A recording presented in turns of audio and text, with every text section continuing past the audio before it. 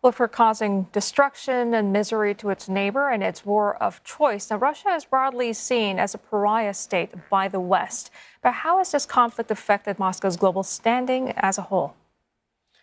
And for more, Kishore Mahbubani joins us. He's coordinator for the Asian Peace Program at the Asia Research Institute in NUS, and he previously served as Singapore's ambassador to the UN and president of the UN Security Council.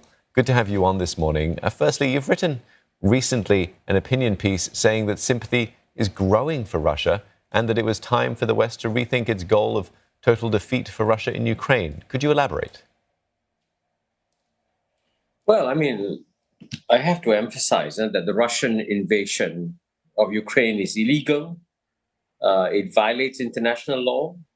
It has to be condemned.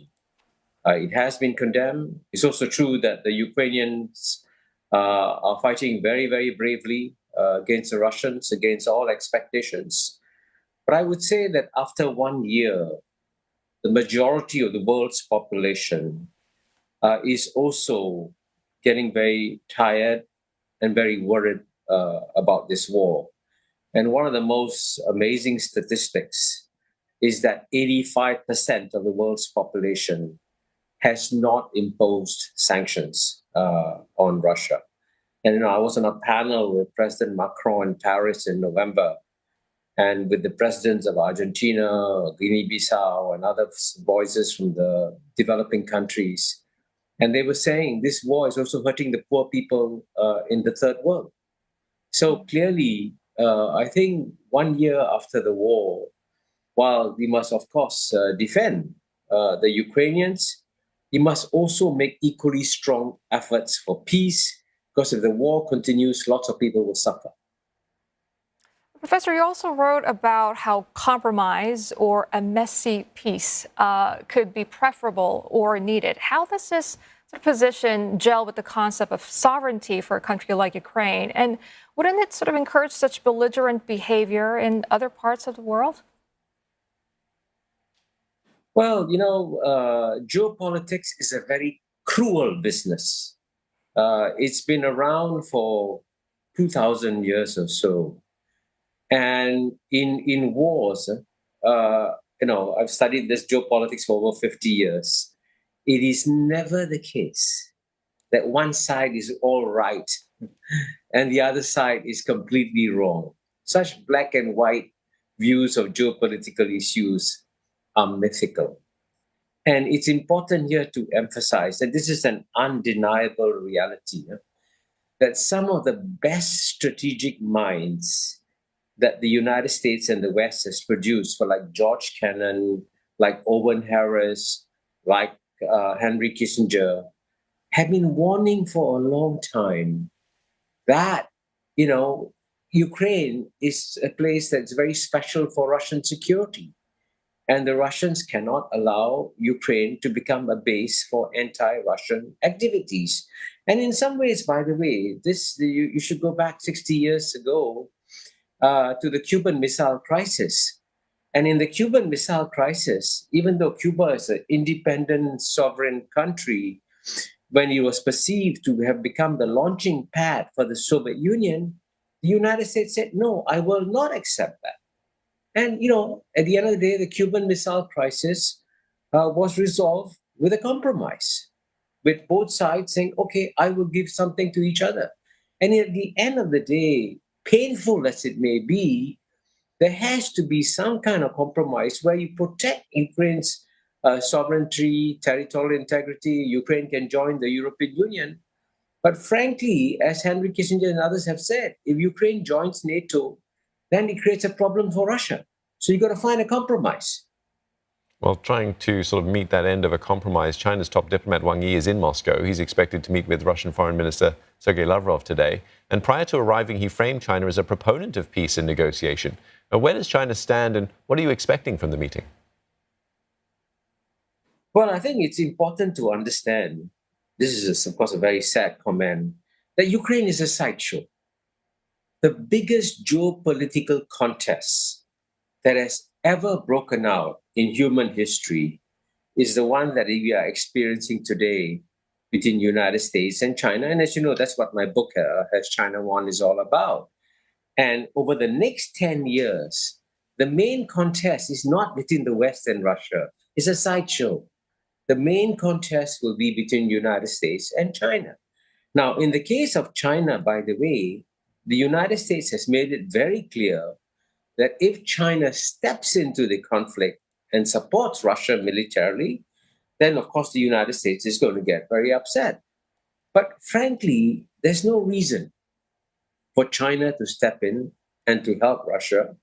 But if China can play the role of a peacemaker and try and find ways of bringing peace in Ukraine, then I can tell you this, that most countries in the world would welcome this. And what is very surprising, you mentioned that I'm the coordinator of the Asian Peace Program. At the end of the Cold War, all of us expected that if wars broke out, it would be in Asia. If there would be peace, it would be in Europe. But since the end of the Cold War, for the last 3 decades, isn't it amazing that all the wars have been on the borders of Europe, Yugoslavia, Georgia, then now Ukraine, and Asia has been at peace. We mustn't take this for granted, by the way. And that's why it's very important for us. I should also mention here that the magazine Foreign Affairs, which is published, the leading international affairs journal that is published in the world, is coming out next week with an article that I published in Foreign Affairs saying that we in Asia must work hard to ensure that the US-China contest also doesn't go to war. And we have to project what I call in my article Asia's third way, where we work with all the great powers and get them to function together rather than to have a complete disruption of relations and a war. Because if you have a war like Ukraine in our region, we are in deep trouble.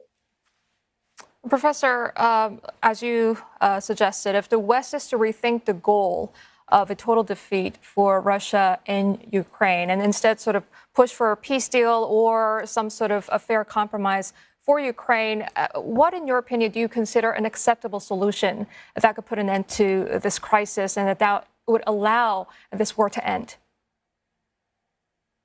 Well, I think, Dr. Henry Kissinger came up with such a formula long ago, in 2014, in an article in the magazine Foreign Affairs.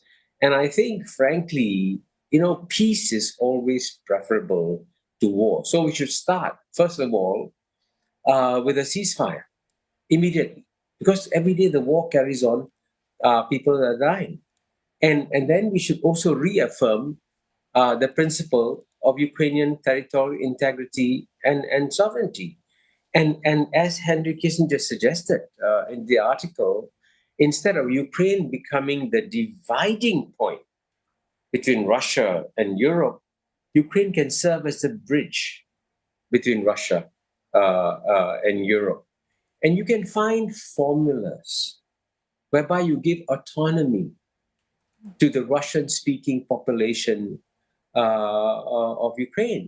And you also make sure that on the one hand, you protect Ukraine's territorial integrity and sovereignty, and also ensure that Ukraine is not seen as a threat by Russia. And by the way, I can tell you this, I've studied geopolitics for 50 years. You can always find compromise solutions if you want to.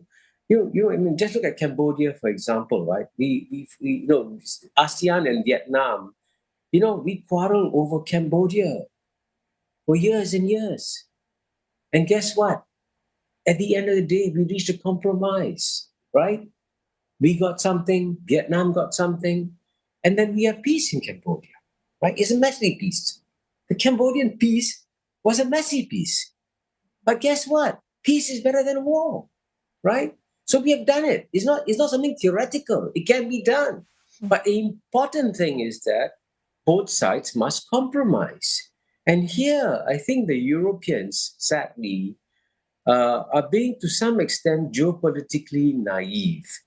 And it's puzzling because the Europeans have been engaged in geopolitics for a long time. And the idea that you cannot speak about a compromise is amazing. At the end of the day, peace is always about compromise. Okay, we'll have to leave it there. Thank you, as always, for your expertise and insight, Professor. That's Professor Kishore Mahbubani, coordinator of the Asia Peace Program, Asia Research Institute at NUS.